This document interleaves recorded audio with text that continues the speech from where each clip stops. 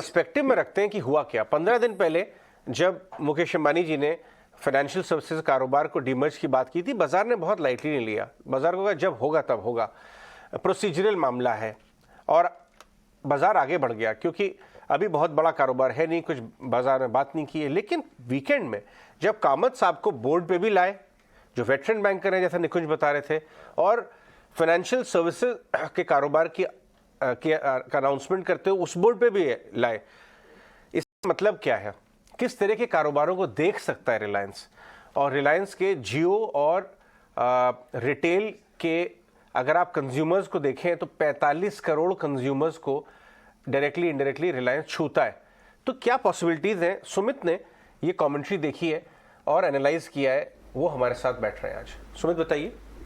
तो अगर आप देखेंगे तो रिलायंस इंडस्ट्रीज ने क्लियरली कहा है कि जो जियो फाइनेंशियल सर्विस यूनिट है, इनका अगले 3 साल के लिए फोकस पहले तो रहेगा लेंडिंग बिजनेस पे, उस कंज्यूमर लेंडिंग बिजनेस पे। उसी के साथ वो insurance, payments, digital broking, asset management, ये सब बिजनेसेस में भी जो कि एंसिलरी फाइनेंशियल सर्विसेज बिजनेस है, उस पर भी फोकस करने वाला है। उसी के साथ उन्होंने ये भी कहा है कि वो एक बड़ा डिजिटल फिनटेक प्लेटफॉर्म बनाएंगे जो सारे इंडियंस यूज कर पाएंगे, और आगे चलते वो फाइनेंशियल स्ट्रेटेजिक इन्वेस्टर्स को भी ऑन बोर्ड कर सकते हैं। ये जियो फाइनेंशियल सर्विस यूनिट जो है, जो कि सेपरेटली लिस्ट होगा एक्सचेंजेस पे।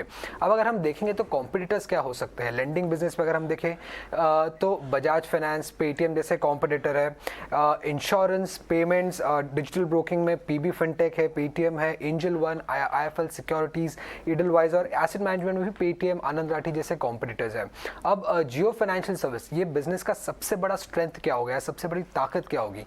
पहले तो रिलायंस जियो के जो 42.8 करोड़ सब्सक्राइबर्स है, इन सभी को वो इन सभी को वो ये सर्विसेज एक्सटेंड कर सकते हैं। उसी के साथ रिलायंस रिटेल की अगर आप रीच देखेंगे तो सबसे बड़ा रिटेल प्लेयर है ये। करीब 16,600 स्टोर्स है ऑल ओवर इंडिया इस कंपनी के। तो जो भी कंज्यूमर्स रिलायंस रिटेल से अपने प्रोडक्ट्स ले रहे हैं, इन सब ये सब कंज्यूमर्स भी एक टच पॉइंट हो सकते हैं जियो फाइनेंशियल सर्विस बिजनेस के लिए। अब जियो अगर रिलायंस इंडस्ट्रीज एंटर कर रहा है ये फाइनेंशियल सर्विस बिजनेस में, तो क्या एक्सपेक्ट कर सकते हैं?